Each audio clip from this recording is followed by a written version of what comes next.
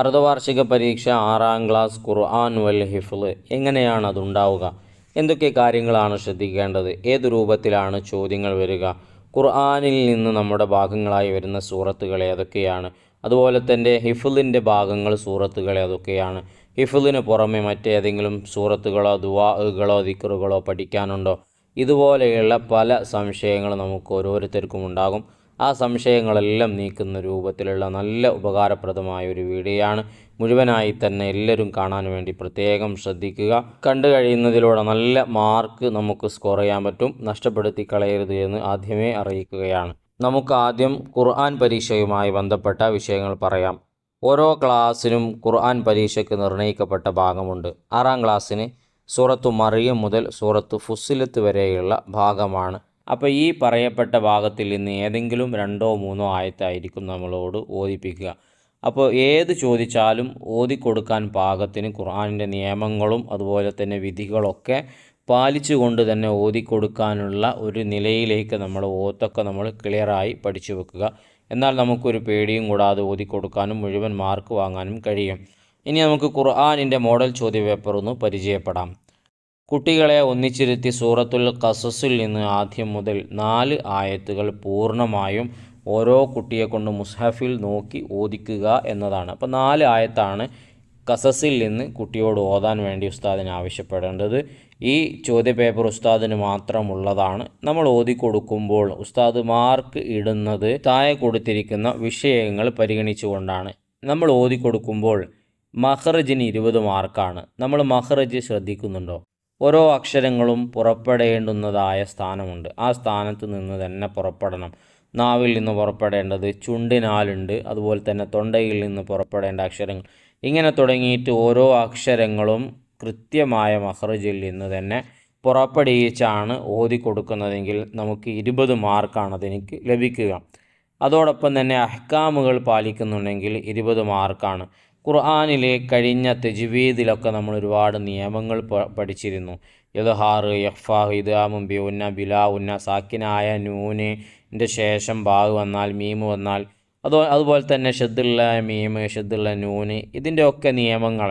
അതുപോലെ തന്നെ റായിലെ തഫീമ് തർക്കീക്ക്, അള്ളാ എന്നുള്ളതിൽ തഫീമ് തർക്കീക്ക് തുടങ്ങിയിട്ടുള്ള പല വിഷയങ്ങളും തജ്വീദിൽ നമ്മൾ പഠിച്ചതാണ്. ആ പഠിച്ച വിധികളൊക്കെ പാലിച്ചുകൊണ്ട് നമ്മൾ ഓതിക്കൊടുക്കുകയാണെങ്കിൽ അപ്പോൾ നമുക്ക് 20 മാർക്ക്, അങ്ങനെ 40 മാർക്ക് നമുക്ക് അപ്പോൾ തന്നെ കിട്ടി. പിന്നെ ഹുസ്നു സൗത്താണ്.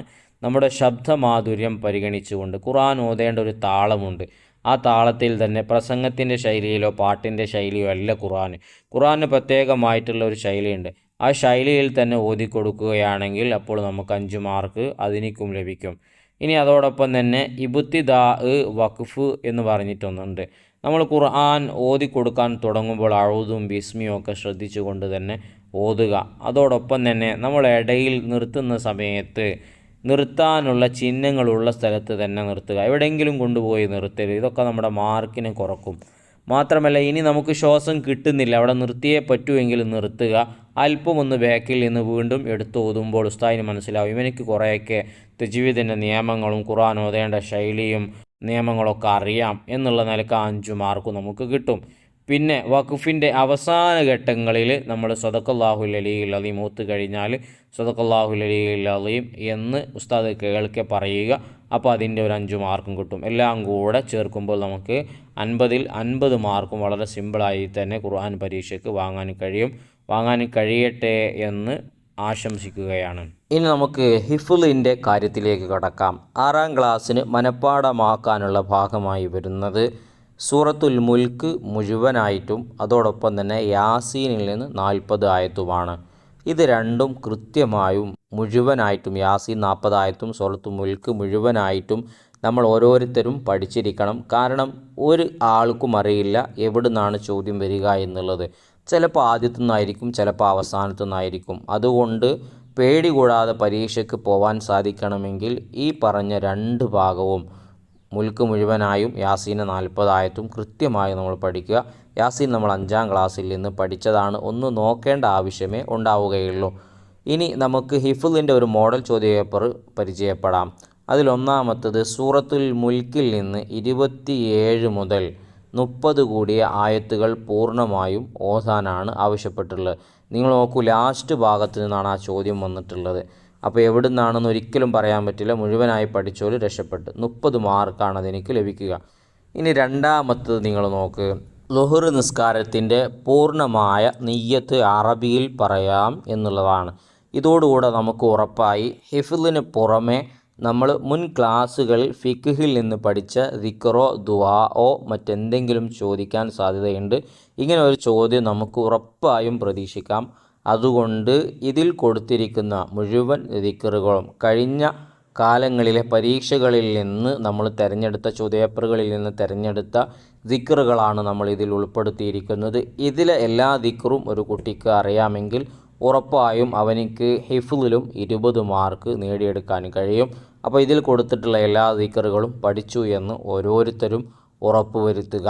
അപ്പോൾ ഈ പറയപ്പെട്ട വിഷയങ്ങളൊക്കെ ശ്രദ്ധിച്ചുകൊണ്ട് ഹിഫ്ള് നമ്മൾ കൈകാര്യം ചെയ്താൽ ഹിഫ്ളിൽ നമുക്ക് ഫുൾ മാർക്ക് നേടാൻ കഴിയും. ഹിഫ്ള് ഓതിക്കൊടുക്കുമ്പോഴും ഖുർആൻ ഓതുന്ന അതേ ശൈലിയിൽ തന്നെ സാവകാശം ശ്രദ്ധിച്ച് മഖ്റജുകളും നിയമങ്ങളൊക്കെ പാലിച്ചുകൊണ്ട് തന്നെ ഓതിക്കൊടുക്കാൻ ശ്രദ്ധിക്കണം. ചില കുട്ടികൾ ഖുർആൻ വൃത്തിയിൽ ഓതിക്കൊടുക്കും, ഹിഫ്ള് പേടിച്ചുകൊണ്ട് വേഗം സ്പീഡിൽ അങ്ങ് എന്തെല്ലോ ഓതിക്കൂടും. അതൊക്കെ നമ്മുടെ മാർക്ക് കുറയാൻ കാരണമാകും. അതൊക്കെ ശ്രദ്ധിച്ചുകൊണ്ട് നല്ല രൂപത്തിൽ തന്നെ ഹിഫ്ളും കൈകാര്യം ചെയ്ത് ഓതിക്കൊടുക്കുക. എല്ലാവർക്കും നല്ല മാർക്കുണ്ടാവട്ടെ എന്ന് പ്രത്യേകം ദുആ ചെയ്യുകയാണ്. ഇതിൽ കൊടുത്ത എല്ലാ ദിക്റുകളും നിങ്ങൾ ഓരോരുത്തരും പഠിക്കുക, എന്നിട്ടേ കിടന്നുറങ്ങാവൂ. പഠിച്ചിട്ട് കിടന്നുറങ്ങിയാൽ സന്തോഷത്തോടു കൂടെ നാളെ നമുക്ക് പരീക്ഷയ്ക്ക് പോകാനും കഴിയും. ഇൻഷാ അല്ലാഹ് എല്ലാവർക്കും വേണ്ടി ഉസ്താദിൻ്റെ പ്രാർത്ഥനയിലുണ്ടാകും. തുടർന്നും നമുക്ക് നല്ല നല്ല വീഡിയോകൾ ചെയ്യണം. അതിനു വേണ്ടി നിങ്ങളുടെ സപ്പോർട്ട് വേണം. സബ്സ്ക്രൈബാണ്.